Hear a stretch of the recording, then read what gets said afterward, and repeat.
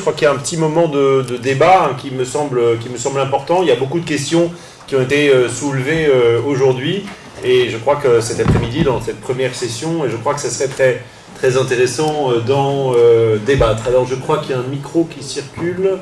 Voilà, alors monsieur devant, peut-être juste je vous demanderai de vous présenter très rapidement.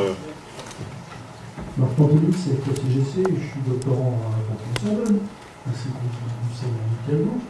Moi, je trouve quand même que je suis un peu surpris. Il ne faut pas oublier que les accords d'entreprise, si je prends la base OIT de la Commission européenne, il y en a 323 dans le monde, depuis le début. Ça veut dire qu'il y en a peut-être 150 qui marchent. Dans moins de 100 entreprises. Il y a plus de 10 000 groupes transnationaux. Donc, on évolue assez peu, on influe assez peu sur les choses. C'est une spécialité purement européenne. Cherchez-moi un groupe américain qui négocie un accord mondial. Vous n'en trouverez pas. Alors, à part, vous avez, dans tous ces exposés, à part vous, madame, vous avez à peu près ignoré le rôle du politique. Ça veut dire qu'aujourd'hui, n'importe quel employeur qui veut s'asseoir sur un accord d'entreprise peut le faire en toute sérénité. Il suffit simplement qu'il change de pays et il est tranquille. Il ne faut pas l'oublier. Alors, à partir de là, j'aimerais bien que le syndicaliste, mon frère syndicaliste de notre fédération, me dise comment on se débrouille. Qu'est-ce qu'on fait? Comment on réagit? Comment le juriste il se débrouille aussi derrière pour avoir un effet binding, comme on dit en anglais, c'est-à-dire contraignant sur ces accords d'entreprise, qui sont aujourd'hui des sympathiques déclarations de la RSE, transport de riches. Toutes les boîtes font de la RSE, et j'en connais pas une qui soit contre le cancer du sein. Tout le monde est d'accord, il faut soigner le cancer du sein, mais personne ne fait rien. C'est ça le fond du problème. Oui, pour vous répondre, en fait, la réponse se tenait dans la partie que je n'ai pas eu le temps de développer et que j'ai été, que j'ai lâchement laissé tomber. Effectivement, sans possibilité de recours judiciaire, un droit reste virtuel. Donc, la question du cadre juridique des accords transnationaux, c'est une question déterminante et c'est ça le véritable enjeu.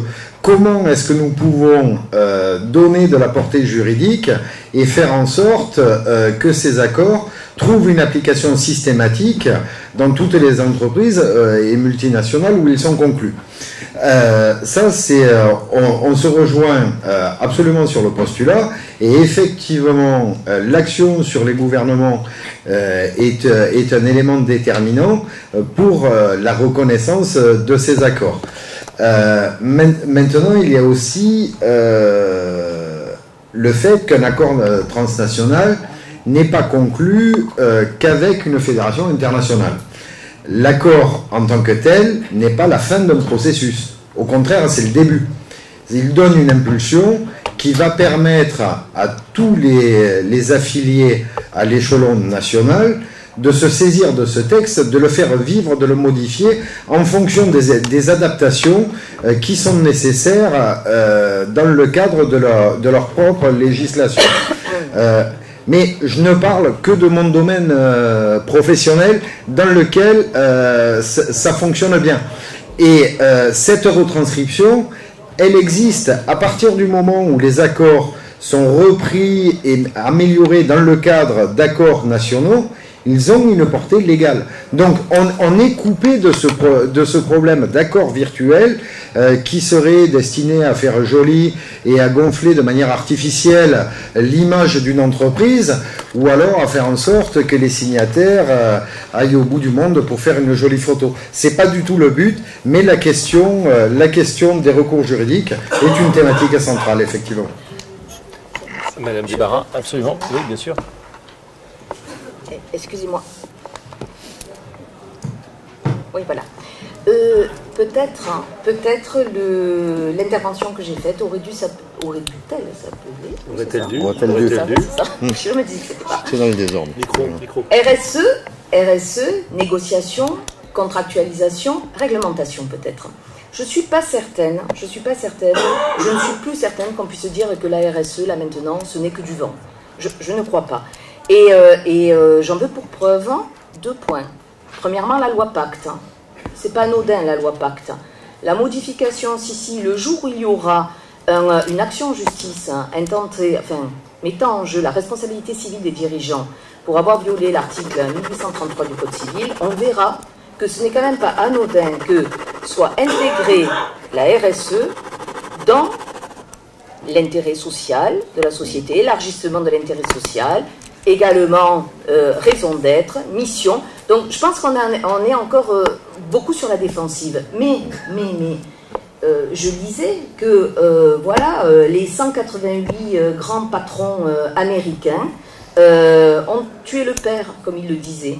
Tuer le père, c'est-à-dire ont reconnu que l'entreprise ne pouvait pas être que actionnariale. C'est-à-dire, le mot de Milton Friedman, l'entreprise, elle est faite pour les... Alors, je ne défends pas, mais... Ou du moins, je ne veux pas être naïve. Mais, quand même, ça fait quelques petites années que je vois, et je me rends compte qu'au début, les juristes, tout le monde plaisantait en disant « Mais non, la RSE, c'est du vent ». Au fur et à mesure, la RSE, elle se contractualise, elle se négocie. Il existe un véritable carcan juridique aujourd'hui, et donc, dont acte. Je n'en suis pas le défenseur, mais voilà. Merci beaucoup. En même temps, il y a peut-être un petit paradoxe dans ce que vous dites, puisque il faut précisément attendre le truchement d'une loi pour que ce que vous appelez, pour que les accords prennent une efficacité juridique. Je crois qu'il y a encore au moins 2 questions. Beaucoup plus que 2 questions. Alors, commençons par le... Je vais aller très rapide. Effectivement, je ne pense pas que la RSE soit complètement du vent, mais on est en train de perdre de vue un certain nombre d'acteurs essentiels dans l'histoire, à savoir tout d'abord les victimes, les travailleurs. Est-ce qu'ils ont effectivement un réel bénéfice avec la négociation de ces accords? Alors, vous nous dites, ça va s'irriguer au niveau des accords nationaux. Est-ce que vous avez vraiment le sentiment qu'il y a une négociation tangible? Deuxièmement, par qui sont négociés ces accords collectifs transnationaux? Est-ce que c'est monsieur et madame RSE? Est-ce que ce sont des experts juridiques? Concrètement, du côté de l'entreprise, qui les négocie? Et là, je pense qu'on aurait déjà un élément de réponse sociologique sur ce qu'on veut faire de ces accords ou pas. Par ailleurs, quels sont les mécanismes de sanction? Est-ce qu'on n'est pas là face à des accords qui nous permettent finalement d'éviter le recours au juge? Et il y avait une phrase tout à fait intéressante dans votre présentation où vous dites il y a un risque d'inhibition du juge dans les politiques de gestion des risques des entreprises. C'est très bien, un risque d'inhibition. Ah oui, tout à fait. Voilà, oui, tout à fait. Le problème, c'est que là, ils sont effectivement, ces accords développent également des mécanismes de suivi qui relèvent de la médiation, par exemple, sur laquelle on n'a pas beaucoup de visibilité, puisqu'on va vous les confidentiels. Donc, moi, ce que je voudrais savoir, c'est avec votre regard, monsieur, contribuer à la rédaction des accords, quel est véritablement, si vous avez un regard après, sur l'effectivité de ces accords? Qu'est-ce que ça va donner dans cette relation? Est-ce qu'il y aura de la médiation? Est-ce que les victimes ont des termes de vue? Alors, la question est totalement pertinente, parce qu'il ne suffit pas de signer un accord pour le simple plaisir de l'avoir signé. Effectivement, la question du suivi est une question qui est déterminante. Dans le cadre des accords que nous avons conclus, nous avons mis en place des commissions paritaires qui incluent les multinationales et qui incluent les représentants des fédérations internationales signataires de l'accord de l'ACT, mais aussi les représentants des syndicats nationaux des pays concernés. Donc on est véritablement sur un panel qui est large et qui présente le double avantage d'avoir un double contrôle par rapport aux alertes, puisque l'alerte peut émaner des représentants syndicaux à l'échelon national ou la fédération internationale peut être saisie en direct. Donc c'est quelque chose qui, comme je vous le disais dans mon secteur, fonctionne très bien. Au niveau de l'irrigation, effectivement, on est sur un secteur où les négociations sont fluides. Donc à partir du moment où une multinationale comme Codere décide de donner cette impulsion-là, les filiales jouent le jeu. Alors, vraisemblablement, ce n'est sûrement pas le cas dans tous les secteurs, loin de là, mais nous avons cette chance-là, parce qu'on est, ne le perdons pas de vue, sur une activité un peu sulfureuse, qui suscite un imaginaire un peu particulier, et l'image vertueuse de l'entreprise ne peut pas être mise à défaut. Donc ils sont beaucoup plus scrupuleux et vigilants, et nous le sommes aussi dans le cadre de l'application effective des accords. Très brièvement peut-être. En termes de médiation, alors pour l'instant il n'y a pas de médiation parce qu'on n'a pas eu de conflit, tout s'est géré par la négociation, et comme je vous le disais, je vous le donne par le prisme que moi j'utilise au quotidien dans mon champ professionnel, et j'aimerais que ça se passe comme ça en interpro. Ce serait véritablement un signe de bonne santé du dialogue social. Merci beaucoup. Alors, une question là, est-ce que je peux demander à deux, on va encore prendre deux questions, mais vous êtes très bref dans vos questions. Et peut-être qu'on donnera la parole, si vous voulez dire un mot à ceux qui ont présenté ce rapport au Bureau international du travail, qui sont aussi peut-être intéressés par répondre à ces questions. Merci, Raphaël Minagori, merci Jean. Je me rends compte que d'ailleurs le réglage du son est très bien fait à Paris 1 pour donner le privilège à la tribune dans du sonore. Une observation sur l'analyse juridique, c'est vrai qu'on est un peu dans des choses vaporeuses, on pourrait faire le parallèle avec le contrat sans loi, là on est sur des conventions sans loi, alors c'est vrai qu'il y a beaucoup de choses à dire sur ces effets peut-être pervers qui peuvent être de vases communicants ou redire des choses qui peuvent être dites plus fort par ailleurs. Mais j'aimerais poser ma question non seulement aux personnes à la tribune ici, mais aussi à celles qui étaient à la tribune auparavant, avec le rapprochement finalement entre deux éléments. Un, puisque vous avez fini là-dessus sur la responsabilité, cette idée de responsabilité des entreprises élargie, pas simplement sur leur périmètre, mais aussi à l'égard des sous-traitants, des fournisseurs. Et puis les accords qui, eux, justement, sont, si j'ai bien compris, susceptibles d'extension, où on a entendu tour à tour que les entreprises s'en servaient pour inclure les syndicats et aller plus loin. Les syndicats aussi pensaient que par là, on allait exploiter une entreprise. Donc ma question, elle était la suivante, par rapport à ceux qui ont étudié ces accords, y compris de ceux qui les ont négociés. Est-ce que, dans un contexte où on a l'impression parfois que les grandes entreprises essayent de limiter leurs responsabilités, justement, en ayant un périmètre de salariés assez restreint, en faisant jeu d'autres phénomènes, justement, logique contre laquelle essaye de contrecarrer la loi sur le devoir de vigilance, qu'en est-il des accords? Est-ce que les accords, justement, pour ceux qui les ont étudiés, qui ont vu les négociateurs, il y a le souci de donner une bonne image de l'entreprise, justement par rapport à un certain cercle salarié, tout en rejetant dans l'ombre d'autres, ou alors est-ce qu'il y a à l'œuvre, je dirais, une sorte de combat pour que ces accords élargissent à la fois et le périmètre donc, de l'entreprise, mais aussi sa responsabilité? C'est l'idée d'une question courte. Donc c'est une vraie question de mondialisation. Vous voulez répondre peut-être la deuxième question tout de suite. Non, mais peut-être nos collègues. Alors, allez-y.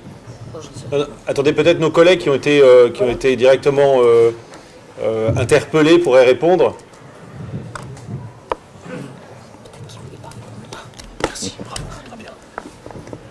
Oui, alors c'est une bonne question, ça pose la question de savoir jusqu'où on va en termes d'application. Est-ce que ces accords cadres internationaux permettent aussi de réguler ce qui se passe chez les sous-traitants, c'est-à-dire dans l'ensemble de la chaîne de valeur? Ce qu'on a pu observer, c'est qu'ils ne sont pas utilisés principalement pour ça. Il y a du progrès. Si on se place dans le temps long, on voit que désormais, dans l'ensemble des accords cadres, vous me corrigez si c'est une bêtise, mais dans mon souvenir, dans l'ensemble des accords cadres qu'on a étudiés, il y a une référence aux sous-traitants. Il y a la volonté d'appliquer à l'ensemble des sous-traitants, mais on applique. En général, quand il y a ce type d'engagement, c'est sur des thèmes plus restreints. Si on reprend, ça va être sur les droits fondamentaux, ça va être plutôt sur la partie instituante, si je reprends les termes qu'on a utilisés, mais pas sur les dimensions instrumentales, on est vraiment sur les politiques d'entreprise. Il n'y a jamais l'intention, à travers ces accords cadres internationaux, d'appliquer des politiques d'entreprise chez les sous-traitants, ou même dans l'approche constitutionnaliste avec les différentes règles. Donc on est limité en général sur les droits fondamentaux, et les outils de contrôle qui sont mis en œuvre sont plus restreints. C'est-à-dire quand on parle des reporting ou de l'audit social, etc., c'est en général assez développé sur la relation siège-filiale, mais ça l'est beaucoup moins sur la question des sous-traitants. Donc c'est un peu moins puissant sur cette dimension-là. Merci. Alors une dernière question au monsieur.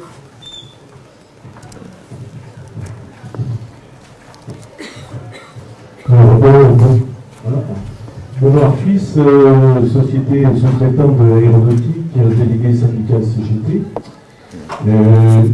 La question pose sur le plan de vigilance. On a créé une coordination à Toulouse autour de la CGT Airbus et les sous-traitants.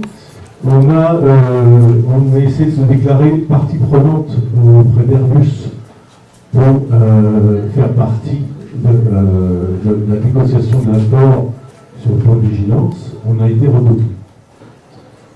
Alors, je vais poser une question très simple et pratique, intellectuelle, c'est la première fois que je mets les pieds dans l'université, c'est super. Et qu'est-ce que l'OIT va devoir faire pour développer le plan de vigilance hors les frontières de la France? Alors, sauf... C'est une question pratique, mais c'est pas une question très facile. Mais je crois, sauf erreur de ma part, la notion de diligence dont s'était inspirée la loi de vigilance, c'est une notion, un concept qui a été appréhendé, développé au niveau des Nations Unies, et en ce moment, enfin actuellement, est en cours de préparation, en tout cas de réflexion, eh bien, un outil qui aurait pour objectif de développer cette obligation, donc cet objectif de vigilance. Alors évidemment, la grande différence avec le dispositif français, c'est que c'est un dispositif juridiquement sanctionné. D'où l'intérêt, et M. Patou répondrait certainement mieux que moi, d'où la difficulté ou l'intérêt de savoir si cette loi vigilance, elle est dotée d'une portée extraterritoriale, c'est-à-dire est-ce que effectivement, si des dommages sont causés à l'étranger, dans quelle mesure, face aux règles de droit international, cette loi nationale pourrait être mobilisée. Donc je pense qu'il y a deux aspects. D'une part, la portée extraterritoriale de la loi française, et d'autre part, les réflexions qui sont en cours au niveau international pour essayer de... sachant qu'il y a d'autres travaux, je dis en Allemagne, aux Pays-Bas, voilà, qui s'orientent vers cette loi. Pardon. Merci. Je crois qu'il faut s'interrompre là. Si vous voulez répondre à la question, est-ce que peut-être on peut envisager de répondre autour d'une tasse de café ?